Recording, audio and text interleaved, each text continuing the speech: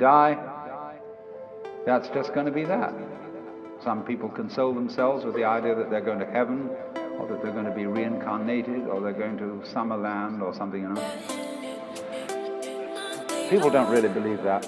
For most people it's plausible. The real thing that haunts them is that when they die, they're going to sleep and never going to wake up. They're going to be locked up in the safe deposit box of darkness forever. But that all depends, you see, upon a false notion of what is oneself. Now, the reason why we have this false notion of ourselves is, as far as I can understand it, that we have specialized in one particular kind of consciousness. Being very general and rough, we have two kinds of consciousness. One I will call the spotlight, and the other the floodlight. The spotlight is what we call conscious attention. And that is trained into us from childhood as the most valuable form of consciousness. And the teacher in class says, "Pay attention." Everybody stares and looks past the teacher like that. That's spotlight consciousness. Fixing your mind on one thing at a time. Concentrate. And even though you may not be able to have a very long attention span, nevertheless you concentrate. You use your spotlight, one thing after another, one thing after another, flip, flip, flip, flip, flip, flip, flip, flip, like that. But we also have another kind of consciousness, which I'll call the floodlight. For example, you can drive your car for several miles with a friend sitting next to you, and your spotlight consciousness will be completely absorbed in talking to your friend. Nevertheless, your floodlight consciousness will manage the driving of the car, will notice all the stoplights, the other idiots on the road, and so on, and you'll get there safely, without even thinking about it. But our culture has taught us to specialize in spotlight consciousness, and to identify ourselves with that form of consciousness alone. I am my spotlight consciousness. My conscious attention, that is my ego, that is me. And very largely we ignore the floodlight.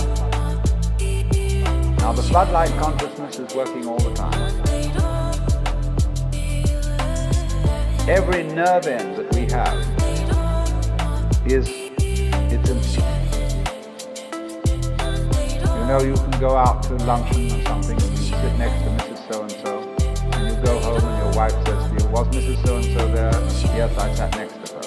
"Well, what was she wearing?" "I haven't the faintest idea." You saw, but you didn't notice.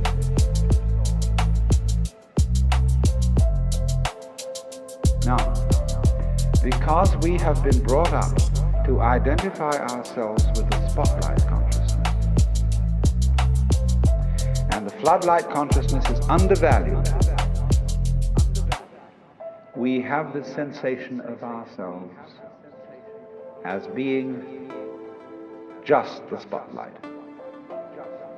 Just the ego that looks and attends to this and that and the other. And so we ignore and are unaware of the vast, vast extent of our being. People who by various methods become fully aware of their floodlight consciousness have what is called a mystical experience, or a cosmic consciousness, or what the Buddhists call bodhi, awakening. The Hindus call moksha, liberation, because they discover that the real deep, deep self, that which you really are, fundamentally and forever, is the whole of being. All that there is works. That's you. Only that universal self that is you has the capacity to focus itself at ever so many different here and nows. So when you use the word I,